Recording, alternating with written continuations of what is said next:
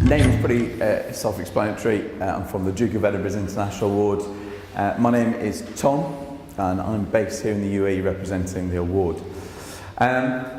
So, just to give you a quick, brief sort of explanation as to why I'm here and how it fits in with KHDA. So the award operates, as I'll explain in a bit more detail later on in the presentation. The award operates throughout the UAE, is present all around the world, and with regards to UAE, we have a partnership with KHDA, morning, and through that partnership, we're looking at how we can build links with schools within, obviously with KHDA Dubai specifically, but obviously looking wider to the UAE as a whole. And we use any opportunity such as these What Works workshops to try and look at how the award links in with these things, especially in the light of things like student competency frameworks. I know that come under the, it's okay, please take a seat, that come under the inspection outlines and guidelines that you get within your school. So hopefully you'll have a better understanding, first of all, of what the award is about, if you don't already operate the award within your organisation. If you do, apologies if some of this is a little bit of repetition, but hopefully that will help you sort of re-establish what is already going on within your organisation. And I suspect most of you, or majority of you, if not all, are from schools. Now, everyone thinks the award operates within schools. It can operate within other organisations, which we'll talk about now. So, the title for the What Works workshop is about tolerance, okay? And so the title within the programme there was How the Duke of Edinburgh's International Award Can Instil Tolerance Among Youth. Okay, and I'm going to use the word youth, young people, young participants, because the award is operated from the age of 14 to 24. So it's not necessarily a student within your organisation if you were a school. Okay, excuse me.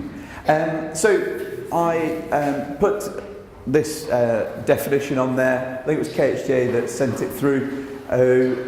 Just to kind of refocus our minds as to what is tolerance about. So it's the ability or willingness to tolerate the existence of opinions or behaviour that one dislikes or disagrees with.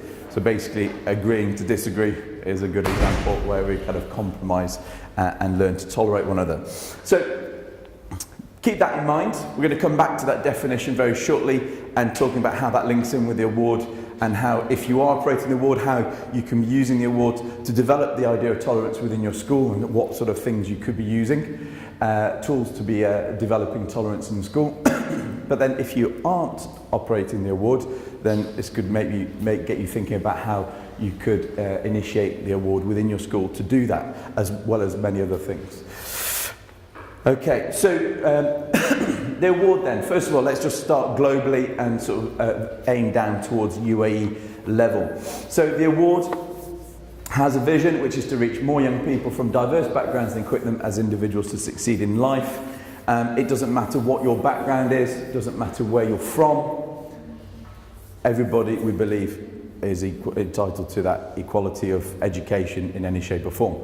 The award is defined as a non-formal education programme, which basically means is education but beyond the classroom, beyond the regular. So there is a curriculum, a syllabus if you like, but we operate outside of a classroom, looking at developing skills for young people. So our ambition is that every young person aged 14 to 24 in the world should have the opportunity to participate in and potentially achieve their Duke of Edinburgh's International Award. Now, some of you, if you're familiar with the British system, you will have heard of the Duke of Edinburgh Award. The Duke of Edinburgh's International Award, is actually the main body under which the national operator of the Duke of Edinburgh in the UK operates. It just so happens, however, that the Duke of Edinburgh UK last year actually celebrated its 60th anniversary and is the big overall long-standing organisation in the world in terms of the Duke of Edinburgh. But the international award body actually oversees the Duke of Edinburgh in the UK. Depending on where you go in the world, you'll come across the Duke of Edinburgh's International Award under different guises depending on which countries you go to. Some countries have a different name. So for example in Jordan it's called the El Hassan Youth Award Programme, which is because it's become a nationalised project within the country, as opposed to UAE, which is we operate through independent award centres like schools, universities, prisons, for example. And so we retain the name of the Duke of Edinburgh's International Award. So, as I said, One World, One Award. So we operate across over 140 different countries in the world. And the UAE falls under, and this is about to change actually, so this won't be very valid in a few months' time, but we have currently 4 different regions that we operate in. The EMAS region, so Europe, Mediterranean, Arab states, under which UAE falls. We have the Americas, we have Africa, and we have Asia Pacific region.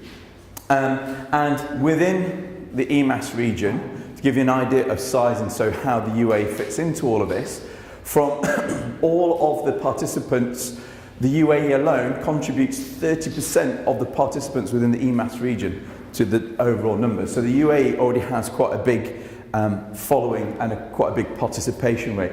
So in the UAE, as of last count, there were 52 ISEs, that stands for Independent Award Centres. As you'll notice very shortly, we like our acronyms.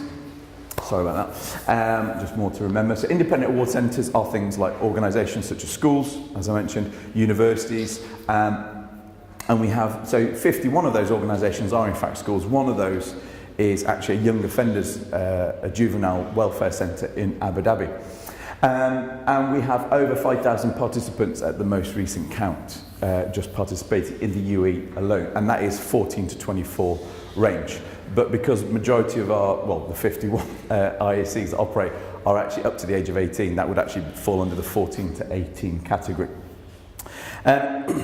So the award then, very briefly, what is the award and how does it operate, just in case you're not familiar with it? And again, as I said, if you are already operating it in your organisation, hopefully it will just help re-establish the process. So there are 3 levels within the award. There's bronze, silver and gold, just like at the Olympics. That doesn't mean that bronze is any less than gold. It just means that you spend a shorter period of time preparing on different levels. So at bronze, you would you would complete to achieve your bronze. You would do your service, your physical recreation, your skills, and an adventurous journey. Just ignore the purple bar for the time being, the residential project. And then, so the minimum time that it would take to complete your bronze would be 6 months. Okay. The silver then, which you can then start, you have to be a minimum of 15. Again, you would do service, physical recreation, skills, and an adventurous journey. So the 3 top levels there, you would take a minimum 6 months to complete. And at bronze, sorry, I forgot to mention, so adventurous journey, you'd complete a 2-day, 1-night expedition of sorts, whether it's on foot, on bike, horseback, sailing, camelback, if you so wished. And then silver, 6 months for these top 3. Adventurous journey, you would then complete a 3-day and 2-night adventurous journey. Again, any means of transport, as long as it's not motorised, it's under your own power. And then finally gold, which you have to be minimum 16 to start. Again, you would complete service, physical recreation and skills, this time for a minimum of 12 months. Adventurous journey would be a 4-day, 3-night adventurous journey of some sort. And then finally, this is where the purple bar comes into this, for gold only, is where you would complete a residential project. The residential project is a 5-day, 4-night community service style project, away from your usual environment, away from friends, away from family. Has to be minimum 5 days, 4 nights away. It can be longer. Every time we say minimum, it's always a guideline.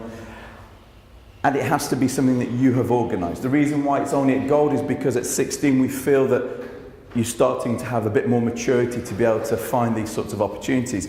It can be a community service project, such as going to help rebuild buildings within a earthquake hit zone in the world, or could be going to work in an orphanage. Likewise, it could be something like going to learn a language for 5 days, 4 nights in a language camp somewhere in the world. So you wanted to learn Italian, you might go to Milan on a course and immerse yourself into that language. So that is the award framework. And as I said, each one is very much an independent level. Obviously, if you get all 3, That's a bigger bonus than it is just completing the 1. You don't have to start with your bronze. As long as you're the minimum age, you could start at silver. You could technically start at gold, although we don't necessarily encourage that to happen because it's good practice just to have maybe experienced some of those other levels beforehand. Okay, so that is the award in a nutshell. I'm not going to go into too much detail. I have got a little stall downstairs underneath the stairs, so opposite the coffee shop, which is quite handy. So once you've grabbed a coffee, if you want to come and have a further chat and want to find out a bit more, please feel free to drop in. But I want us to look at a little bit more about this idea of how the Duke of Edinburgh's International Award will instill tolerance among youth. So I'm just going to throw this out there because I know that you don't want to be listening to people talking all day. So I just want you to have a quick think. I'll just give you 2 minutes. What is it that you see as tolerance in your schools or organisations, whatever it is that you work in?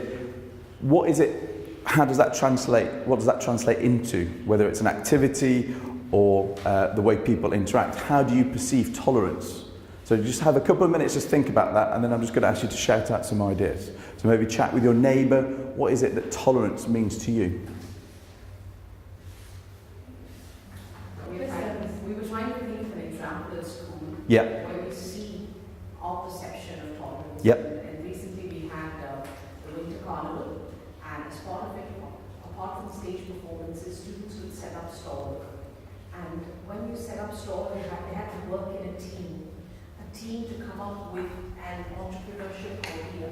Okay. So at the ideating level, there was so much conflict of ideas. How do I do it? How does the teacher want it done? And how is the best way to make money? Because it's going to feed into charity and cares and all of that. So having that conducive environment where you accept what the others do for a common good. Yeah, okay. And was there a competitive side to it? Obviously, whoever raised the most wins a prize, or was it just generic fundraising, or was there a competition element to it as well? There was a competition element because the stall that earns the most money with the most creative idea represents the school. Ah, I see. Okay. So that definitely you have to create that tolerance within that. I'm just going to put team building because you said putting into teams there, so whether that's sort of fate, for example. Yeah, great. Anyone else? Any other ideas? What did you have? We have a sports day where the theme is tolerance. So children of different countries, they are participating. Their costume will also be of the different countries and the drills also. Okay, so participation, for example, in a sports day. Yeah, and learning to be side by side with someone of a different culture. Anything else? For us, empowering students to have a voice, they feel they're listened to. We're like 80 nationalities at our school. How many, sorry? 80. Wow. It's about them all being valued, celebrating their cultures and backgrounds. Cool, yeah. Anything else? Sorry, it's not a test, don't worry. Okay, so I mean, yes, you've hit on some really key points there. I mean, in a school environment or university environment, as we are here today, or even in a workplace, okay, tolerance, when we hear tolerance, we always think of, especially in this day and age when we see the politics going on in the news, with everything going on in the world around us, we always think tolerance is about culture, religion, different races getting on with one another. But when we kind of focus in on the environments that we're in, so as I said, schools, universities, workplaces, it could be simple things like the team building aspect, the participation, so when you're participating either within your team or with other teams, okay, empowering other people relative to one another, giving people a voice to talk and not feeling afraid of people judging you, I guess, and obviously valuing different cultures around you. I mean, I myself, I was I suppose if you want a better term, I was an expat brat myself. I grew up in Asia and I was exposed to Asian culture pretty much all my life, pretty much the age of 18, 19, until I moved back to the UK.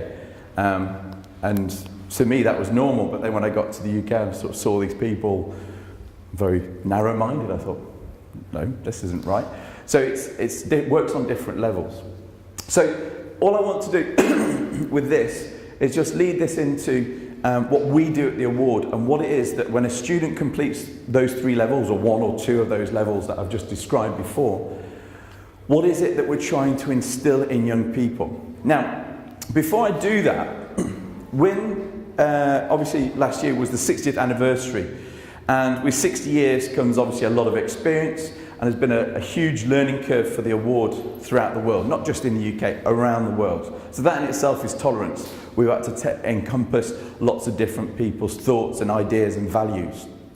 Whether you agree with them or not, they're there. So one of the things that has come more and more to the forefront, and I'm sure as educators, if you work within schools or in your workplaces, you'll find this to be true more and more now, is you'll say, when you go to an interview or when you're chatting to someone, say, I'm very confident, I'm a good team leader, I'm very good at bringing a team together, I'm a good listener, I'm a good communicator, I'm very diligent, I'm very resilient. And people in the old days used to say, oh, that's brilliant, thanks very much. And then people started saying, well, can you prove it? And then they'd say, okay, well actually I've done my bronze or my silver, I've done all 3 of my award levels. And people knew what the award was about. And a lot of people do know what the award is about. But again, that one step further, now people are saying, right, okay, you said you've done your goals. Well, now they're turning to us and saying, well, prove that you are instilling in young people all of these values, all of these life skills. Yeah? Student competency frameworks. How do you prove that you're doing it? So we had to embark, about 4 or 5 years ago, the award started some quite in-depth research into what outcomes young people were achieving from completing the award. It's not just about, oh, I did a 2-day, a 3-day or a 4-day hike, I had lots of blisters and I learned how to cook pasta, or more importantly, I learned how to eat raw pasta because I didn't know how to cook it. Okay, it's all about the other skills. So one of the things that we are looking at are the outcomes. So the outcomes that young people are getting from completing the award. Now these are the 10 main outcomes that we measured from interviewing literally millions of people over the last few years, young people. These are the key 10 that have come up. Now that's not to say they're the only 10 that they develop, but these are the 10 that we are concentrating on because they are the 10 ones that came to the forefront. And so out of these 10, I've highlighted in bold the ones where I feel tolerance is embodied in that, because you'll see within those 10, tolerance isn't actually mentioned. But actually to achieve a lot of those things, and you could argue technically all 10 encompass tolerance, but the ones in bold are the ones I felt that really required a certain level of tolerance. And sometimes it's not just about your political view or your cultural or religious view. It's simply just, do you agree with what I've just said? We're going to go down route A. No, I want to go down route B. Okay? So it falls, for me, I looked at managing feelings, being tolerant of one another's. Okay? A number of people, I hear students when they come back and say, at the beginning, we had a very, very awkward student who didn't want to walk, and then knowing they had another 5 hours to walk. Sometimes you have to be tolerant of those people's feelings. They might not be happy, but they've got to do it, so you kind of got to get on with it. Resilience and determination speaks for itself. Relationships and leadership, again, linking with team building, participation. Okay, how are you going to interact with each other and how are you going to tolerate each other's ideas and thoughts? Creativity and adaptability.